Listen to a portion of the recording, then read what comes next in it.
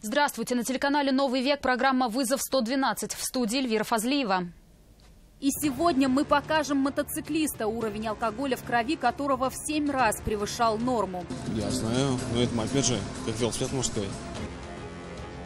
Расскажем, как в Набережных Челнах закрывали подпольное казино. Где работаете? Вот я директор. И чему приговорили бывшего заместителя начальника колонии номер 2. Это и не только. Прямо сейчас. Пьяного мотоциклиста задержали автоинспекторы на улице Мира. Уровень алкоголя в его крови превышал норму почти в 7 раз. К тому же водительских прав у него не было. Впрочем, молодой человек утверждал, что они ему и не нужны. А автоинспекторы выяснили, что чуть более полугода назад прав его лишили. Как раз за езду в нетрезвом виде только на автомобиле. Рамиль Шайдуллин о рецидиве нарушения. Объясните, что это такое? Документы от него, что права не нужны ему. В том, что ничего не нарушал, водитель мотоцикла долго убеждал автоинспекторов. Возмущенный мужчина рассказал, что направлялся с работы домой. Осталось проехать совсем немного, как вдруг на улице Мира его остановили. При этом водитель байка и не отрицал, что прав у него нет. И этим вечером он пил и сел за руль пьяным. И ничего страшного в этом не видел. От вас алкогольным пахнет. Я знаю, но это мопед же, как велосипед, можно сказать. Следом мужчина добавил, что выпить в конце рабочего дня решил не ради веселья, а дабы поправить здоровье. Спина болит. Обезболивающее приняли? Да.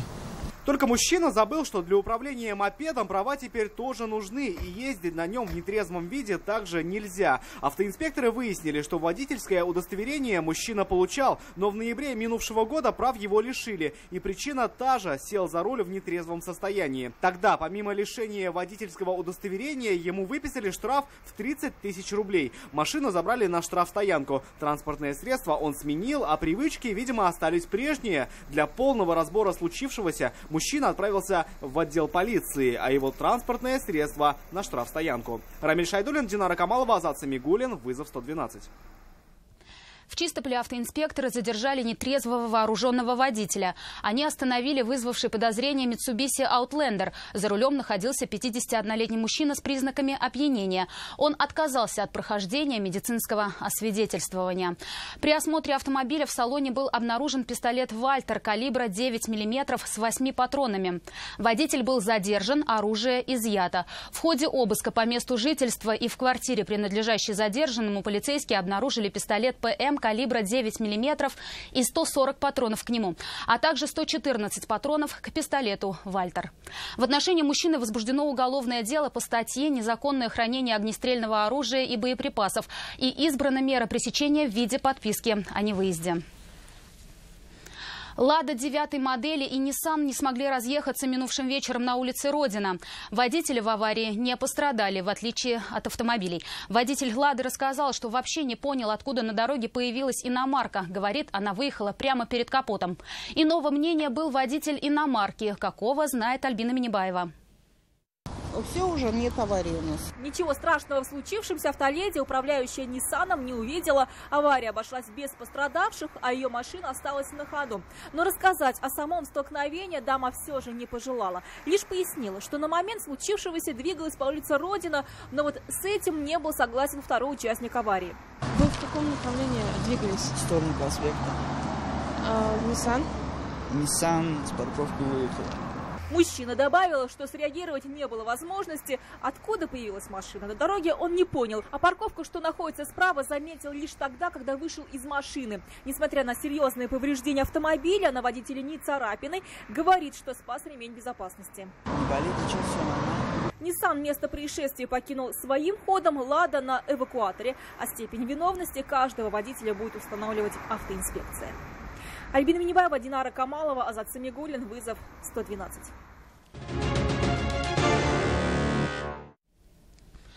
Четырехлетняя девочка выпала из окна 6-го этажа в Альметьевске. По предварительным данным, в день трагедии отец девочки ушел на работу, а мать вышла во двор переставить автомобиль. В этот момент девочка приставила стул к подоконнику, открыла окно и выпала на улицу. Ее срочно доставили в больницу, но травмы оказались несовместимыми с жизнью. По факту трагедии Следственный комитет проводит проверку. Арендовал коттедж для незаконной игорной деятельности. В Набережных Челнах сотрудники отдела экономической безопасности и противодействия коррупции задержали организатора подпольного казино. Им оказался 22-летний житель Автограда. Прежде чем организовать нелегальный бизнес, молодой человек основательно подготовился. Нашел помещение, закупил оборудование и соблюдал четкую конспирацию. Однако это его не спасло. В его заведение все же зашли люди в форме. Что было дальше, расскажет Сергей Хайдаров. Где работаете? Вот кем? Директор. Проработать директором этого заведения молодому человеку удалось не больше месяца. Помешали полицейские, чей визит в созданное своими руками царство азарта задержанный никак не ожидал. К слову, подозреваемый делал все, чтобы о его заведении знали только посвященные. Сотрудники отдела экономической безопасности установили, что подпольный салон работал в закрытом режиме. Вход осуществлялся по предварительному звонку и только для постоянного круга клиентов. Молодой человек арендовал коттедж в поселке Орловка в Набережных Челнах. В доме были изъяты 26 системных блоков, 31 монитор, 10 игровых автоматов и 4000 рублей. Дом чей? Дом арендовал, сказал то, что обманул, сказал, кальян открыт.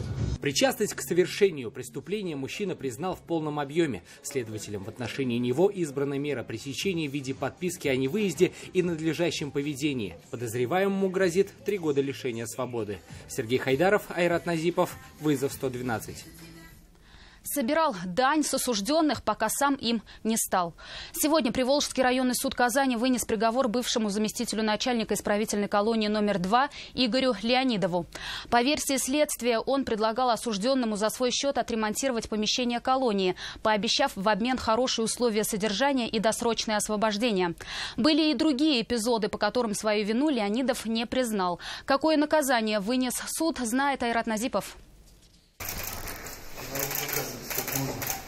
Финальной точки в уголовном деле подсудимый Игорь Леонидов ждал около 1,5 лет. Его задержали 14 января 2016 года. Спустя несколько дней в собственном кабинете нашли мертвым начальника колонии Асфара Кадирова. Его же заместителя Игоря Леонидова обвиняли в получении взятки, превышении должностных полномочий и вымогательстве денег у осужденных. Всего гособвинение насчитало 6 эпизодов.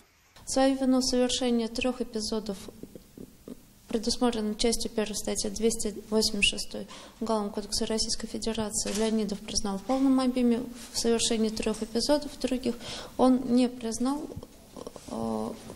Его вина, мы считаем, полностью доказана. В итоге государственное обвинение попросило для подсудимого наказания в виде 10 лет лишения свободы, колонии строгого режима. Сторона защиты и вовсе просила назначения условного срока, считая, что вина Леонидова в вымогательстве денег у заключенных не доказана. В итоге подсудимому назначили наказание в виде 4 лет лишения свободы в колонии и поселении.